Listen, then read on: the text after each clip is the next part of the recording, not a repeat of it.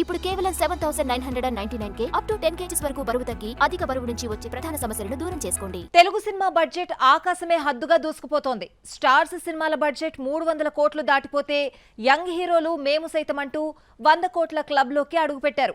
ఏ హీరోను కదిలించినా 100 కోట్ల బడ్జెట్తో వస్తున్నామంటున్నారు.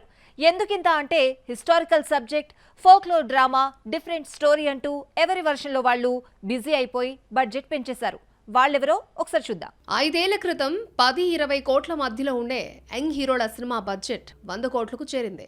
కొందరు 70-80 కోట్ల మధ్యలో ఉంటే మరికొందరు 100 కోట్లు దాటేశారు. రెగ్యులర్ అండ్ రొటీన్ మూవీ తీస్తే సక్సెస్ రాదు. ఇలాంటి సినిమాలను ఆడియన్స్ పట్టించుకోవడం లేదు. ఈ విషయాన్ని అందరికంటే ముందే గ్రహించిన నిఖిల్ కార్తికేయ 2తో హిట్ కొట్టాడు. ప్రస్తుతం నటిస్తున్న హిస్టారికల్ మూవీ స్వయంభూ 100 కోట్లతో రూపొందుతోంది. స్వయంభూ బడ్జెట్ ఎంతో చెప్పకపోయినా రిలీజ్ డేట్, వీడియోలో కోట్లు ఖర్చు పెట్టామని ఇండైరెక్ట్ గా చెప్పాడు Nikhil. Sets, casting, celebrity technicians, 2 ఏళ్ల కష్టం, 170 రోజులు షూటింగ్ డేస్, ఇవన్నీ కలిసి ఈ హిస్టారికల్ మూవీ బడ్జెట్ ని 100 కోట్లకు తీసుకెళ్లిపోయాయి. సంయుక్త మీనన్, నభా నటేష్ హీరోయిన్స్ గా, భరత్ కృష్ణమాచారి డైరెక్షన్ లో షూటింగ్ పూర్తి చేసుకున్న స్వయంభూ పాన్ ఇండియా మూవీగా రూపొందింది. 20-30 కోట్ల మధ్యలో ఉండే నానిని దసరాతో శ్రీకాంత్ ఓదెలా 50 కోట్లు దాటించేశాడు. సినిమాను 60 కోట్లతో తీస్తే థియేట్రికల్ రైట్స్ 50 కోట్లకు అమ్ముడు కాగా 65 కోట్లు వచ్చింది. దసరా ఇచ్చిన కిక్ తో పారడైజ్ బడ్జెట్ ని ట్రిపుల్ చేసేశాడు.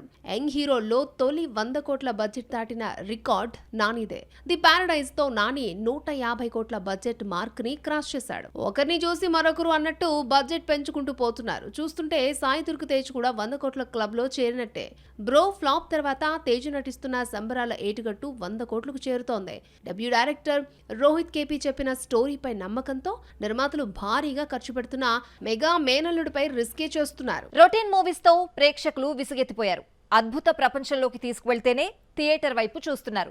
యంగ్ హీరోలు సైతం ఆడియన్స్ ను కొత్త లోకల్లోకి తీసుకువెళ్లే ప్రయత్నంలో భారీ బడ్జెట్ నే నమ్ముకుంటున్నారు. ఇంతకాలం ఆచితూచి అడుగులేసిన నాగ చైతన్య తండ్రేలతో 60 కోట్ల బడ్జెట్ దాటేశాడు. సినిమా బాక్సాఫీస్ వద్ద 100 కోట్ల గ్రాస్ తీసుకురావడంతో ప్రస్తుతం నటిస్తున్న సినిమా వృషకర్మ బడ్జెట్ 100 కోట్లు దాటేస్తోంది. సెట్స్ కోసమే 30 కోట్లు ఖర్చు పెట్టారట.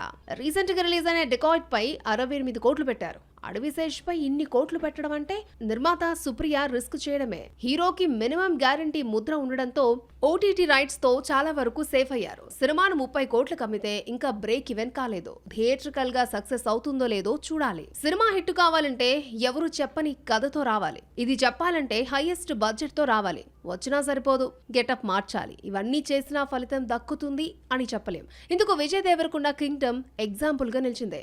సినిమాపై 70 కోట్లు ఖర్చు పెడితే వర్కౌట్ కాలేదు. అయినా నిర్మాతలు ఏమాత్రం తగ్గకుండా విజయ్ పై భారీగా ఖర్చు పెడుతున్నారు. టాక్సీ వాళ్ళ ఫేమ్ రాహుల్ సాంకృత్యన్ దర్శకత్వంలో విజయ్ నటిస్తున్న రణబాలి హై బడ్జెట్ మూవీనే.